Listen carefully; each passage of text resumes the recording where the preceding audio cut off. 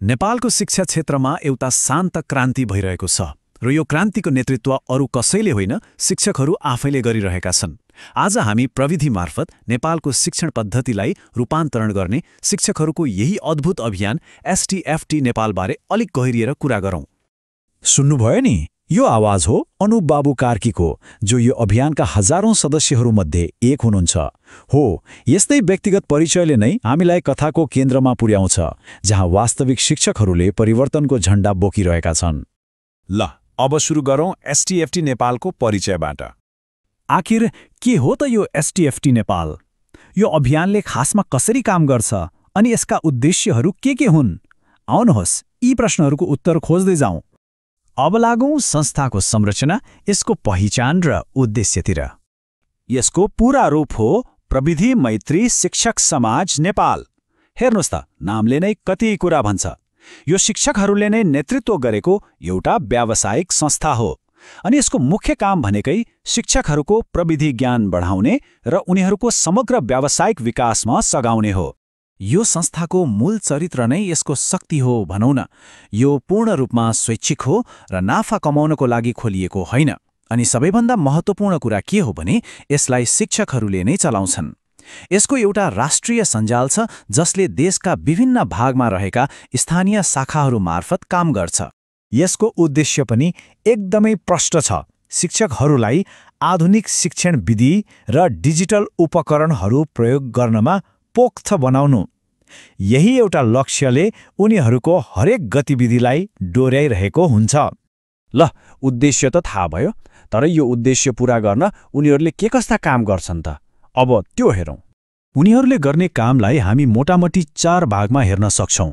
पहिलो, सूचना तथा सञ्चार प्रविधि अर्थात् आईसीटी सम्बन्धी तालिमहरू दिने। दोस्रो, व्यावसायिक विकासका विभिन्न कार्यक्रमहरू चलाउने।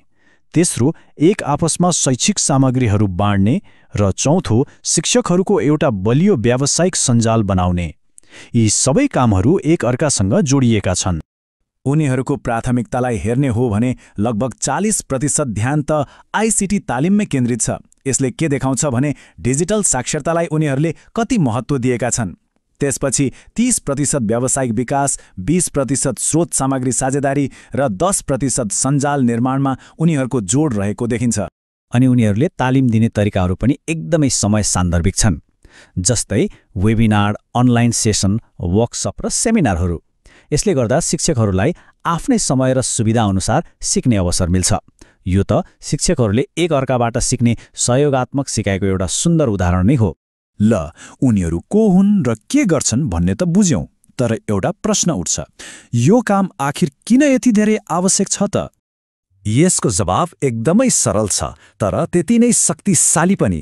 त्यो हो शिक्षकहरूलाई प्रविधि मैत्री बनाउनु। आजको डिजिटल युगमा जब विद्यार्थीहरू प्रविधिसँगै हुर्किरहेका छन्, शिक्षकहरू पछाडि पर्नु त भएन नि, होइन र? हो, यो अभियानले त्यही खाडल पुर्ने काम गरिरहेको छ। तर कुरा शिक्षकलाई कम्प्युटर चलाउन सिकाउनेमा मात्रै सीमित छैन। यसको अन्तिम लक्ष्य त त्योभन्दा धेरै ठूलो छ। जस्तै कि शिक्षकहरूलाई प्रविधिको सिपले सशक्त बनाउने, उनीहरू बीचको व्यावसायिक सम्बन्धलाई बलियो बनाउने, आधुनिक शिक्षण विधिलाई प्रोत्साहन गर्ने र सबैभन्दा महत्त्वपूर्ण, विद्यार्थीहरूलाई डिजिटल युगमा राम्रोसँग सिकाउन सक्षम बनाउने। किनभने शिक्षकको सशक्तिकरणको प्रत्यक्ष फाइदा त विद्यार्थीलाई नै पुग्ने हो। अन्त्यमा यो एउटा भनाइले एसटीएफटी नेपालको कामलाई एकदमै राम्रोसँग समेट्छ। नेपालका शिक्षकहरूलाई प्राविधिक रूपमा ज्ञानी र व्यावसायिक रूपमा जोडिएको बनाउने, ताकि उनीहरूले आजको डिजिटल सिकाइ वातावरणमा विद्यार्थीहरूलाई उत्कृष्ट सहयोग गर्न सकुन्। एसटीएफटी नेपालको यो अभियान एउटा उदाहरण मात्र हो, तर यसले हामीलाई एउटा ठूलो प्रश्न सोच्न बाध्य बनाउँछ। के शिक्षाको भविष्य नीति निर्माताले मात्र होइन, शिक्षकहरू आफैले पनि कोर्न सक्छन्? विश्वभरि यस्ता शिक्षक नेतृत्वका पहलहरूको भूमिका अब कस्तो होला? यो साँच्चै नै विचार गर्नुपर्ने प्रश्न हो।